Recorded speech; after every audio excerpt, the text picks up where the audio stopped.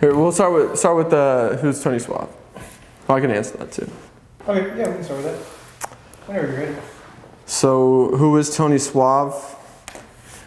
Simply put, he's or I am, or however I should say this, a clothing entrepreneur and connoisseur. It's also called the Picasso of apparel, the Undertaker of underwear, the Dictator of denim, the Floyd Mayweather of leather, the Andrew Carnegie of the cardigan, the Frank Sinatra of the singer, the Reggie Bush of the Juki, the needle and the thread, the host of the Boston Cotton Massacre. Oh, I messed that up. No!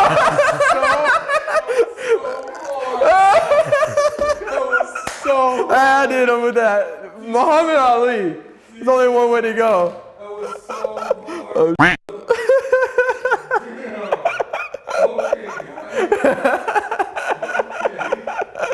I like that. Ali. Oh man, we should do this more often. This is fun.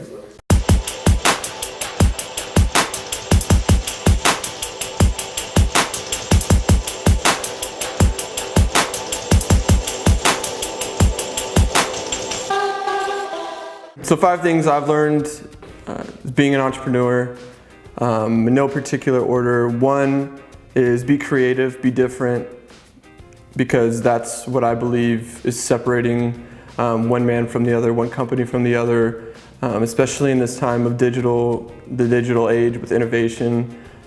If you're creative and doing something different than other people, then you're probably going to separate yourself from the rest, and people are going to be attracted to that.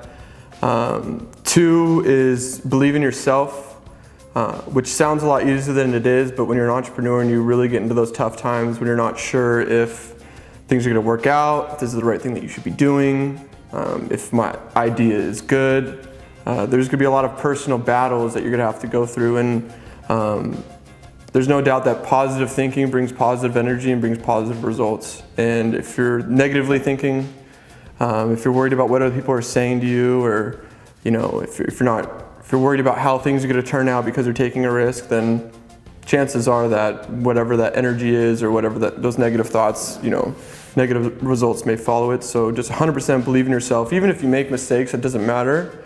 In those cases that you learn, and especially when you're believing in your idea and you prove to yourself that it may not have been the right idea, you're going to pretty damn well learn and not make that same mistake twice, or at least you shouldn't.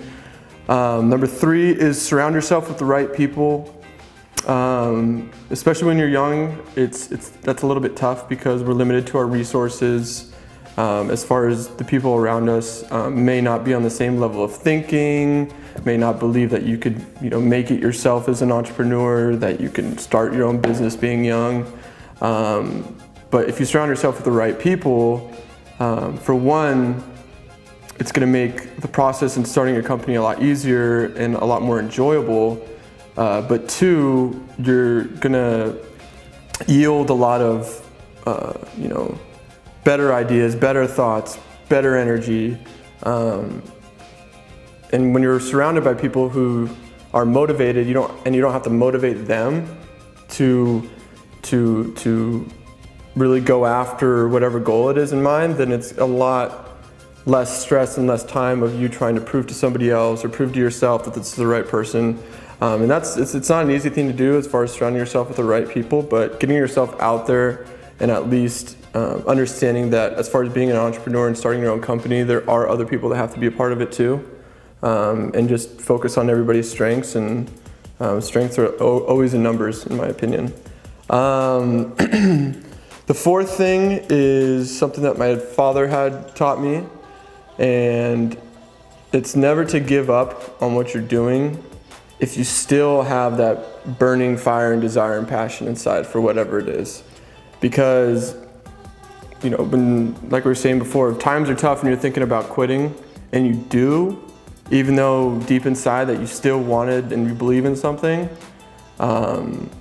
you're kind of just giving up on yourself, and that's something that I feel that you may regret later. And within my projects, Fortunately, I haven't been able to completely can some ideas and projects of mine that I started from the beginning, and some ideas and projects I have canned before because, you know, after doing some due diligence and learning, they weren't always the best ideas. But as far as the overall vision of a product or a project, if you still have that burning passion, fire, and desire, and even though things may not be great, you know, you just never give up, you never quit, because you don't want to regret that later. And the fifth thing is always be a student of the game, whatever it is. There's never enough learning that you could do, whether that's focusing on your core competency as a product, whether that's focusing on other realms of things that you may not be absolutely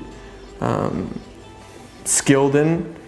But for me, I just always know that I'm gonna have to learn something, and I learn something new every day, and I just find